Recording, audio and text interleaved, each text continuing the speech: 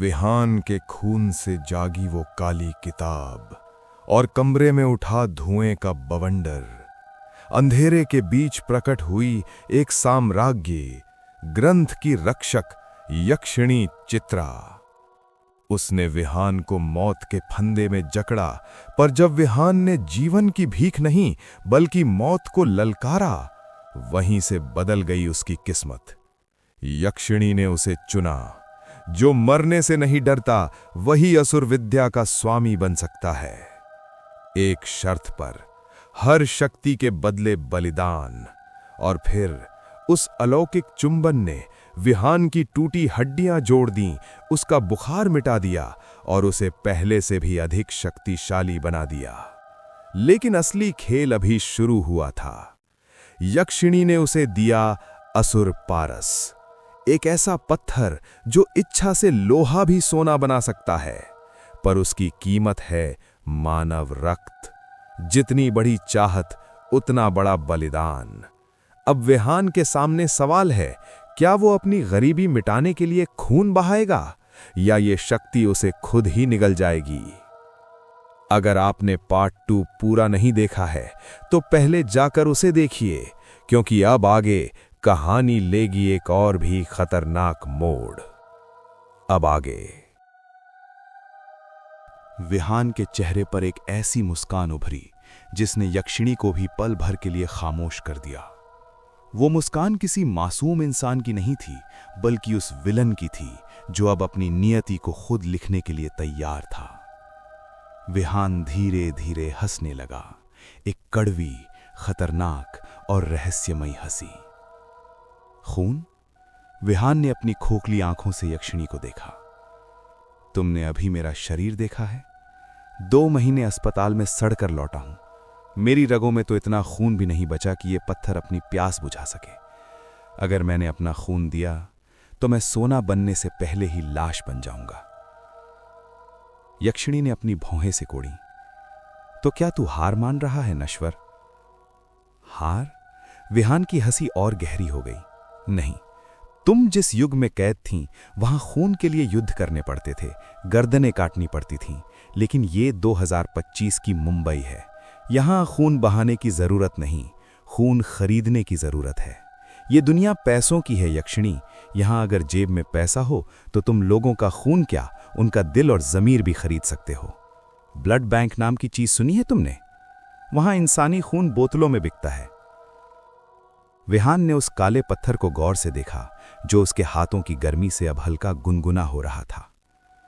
अभी मेरे पास जो थोड़ा बहुत खून बचा है, मैं उससे उतना ही सोना बनाऊंगा जिससे मैं बाजार में अपनी साख बना सकूं। विहान ने ठंडे दिमाग से योजना बनाई। एक बार पैसा हाथ में आ गया तो फिर इस असुर पारस को कभी भूखा नहीं रहना पड़ेगा। मैं इतना खून खरीदूंगा कि तुम्हारी ये किताब उसमें डूब जाएगी। यक्षिणी के चेहरे पर एक प्रशंसात्मक चमक आई।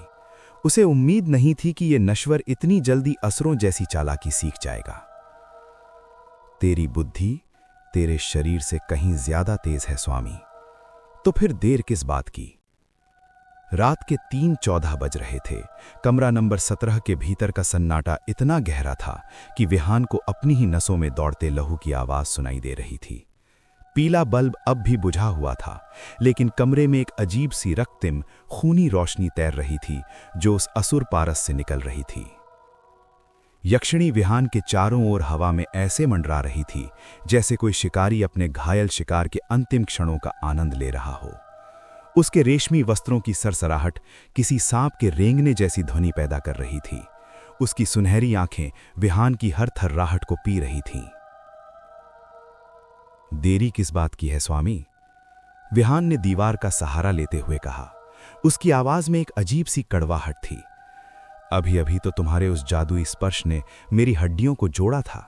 मुझे लगा मैं फिर से जी उठा हूं, और अगले ही पल तुमने मौत का सौदा सामने रख दिया। मुझे डर लग रहा है। ये पत्थर, ये मुझे अंदर से खोखला कर रहा है। यक्षिणी नीचे उतरी। उसके पैर फर्श से 2 इंच ऊपर थे। उसने विहान के चेहरे के पास अपना चेहरा लाया।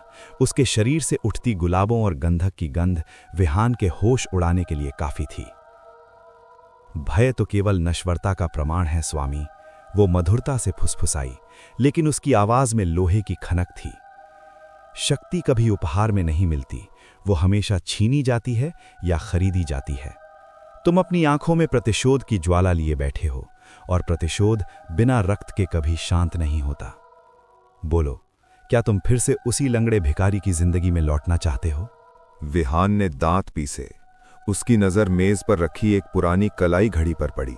ये महज एक घड़ी नहीं थी, ये उसकी छोटी बहन पीहू की पहली कमाई का तोहफा था। पीहू ने ट्यूशन पढ़ाकर अपने भाई के लिए ये घड़ी खरीदी थी। आज उस घड़ी का फीता गल चुका था और उसका शीशा चटका हुआ था, बिल्कुल विहान की जिंदगी की तरह। उसने सामने रखी मेज पर अपना पीतल का पुराना कड़ा, दरवाजे का लोहे का ताला और नकली चैन को एक कतार में सजाया।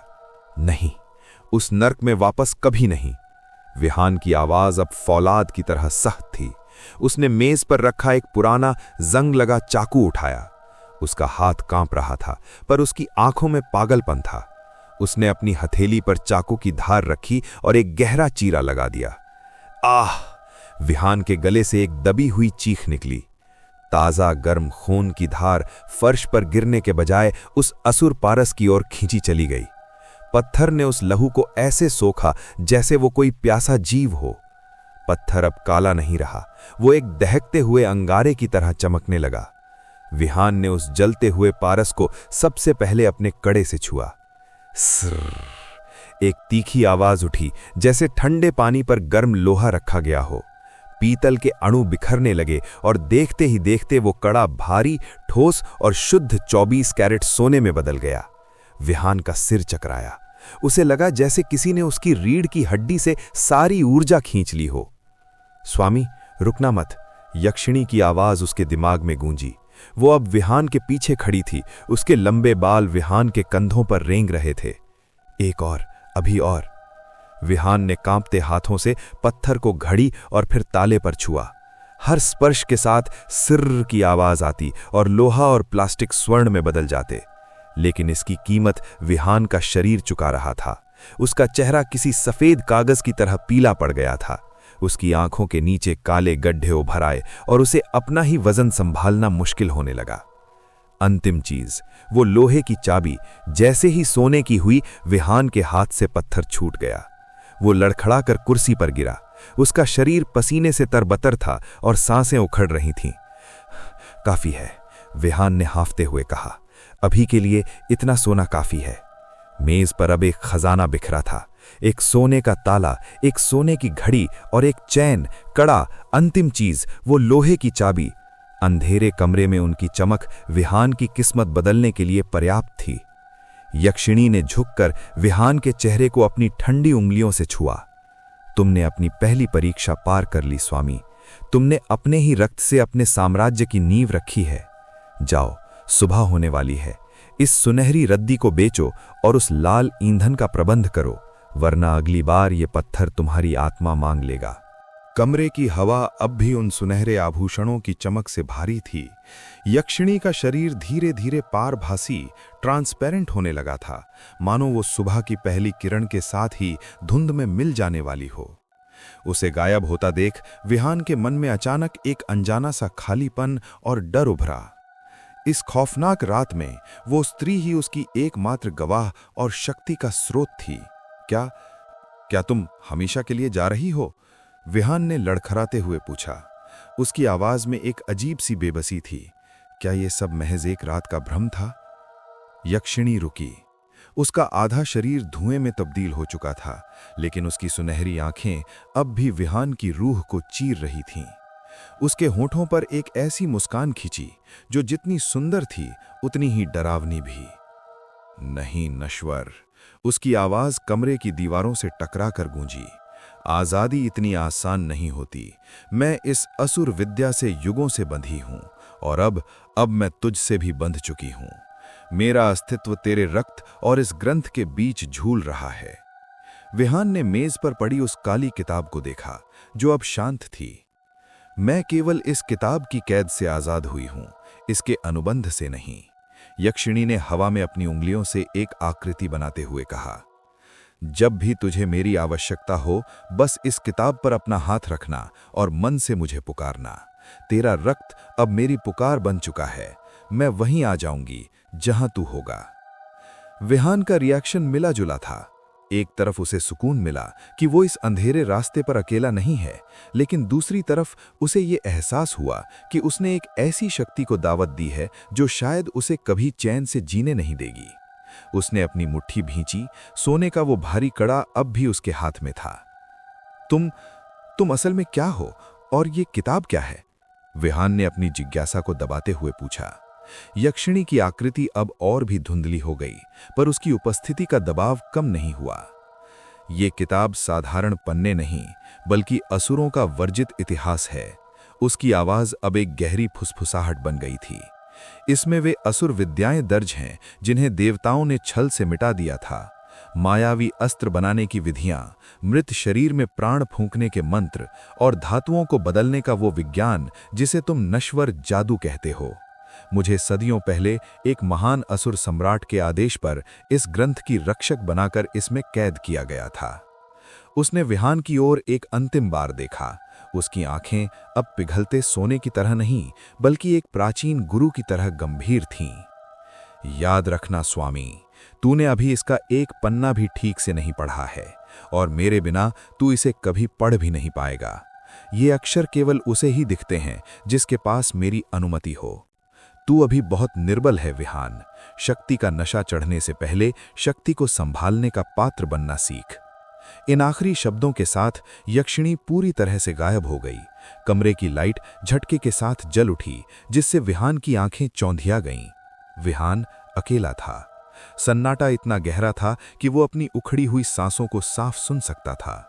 फर्श पर खून के सूखे निशान थे, मेज पर लाखों का सोना बिखरा था, और बगल में वो काली किताब असुर विद्या चुपचाप लेटी थी। विहान ने कांपते हाथों से किताब के कवर को छुआ। उसे एक हल्की सी गर्माहट महसूस हुई, जैसे किताब के भीतर कोई दिल धड़क रहा हो। उसने खिड़की के बाहर देखा।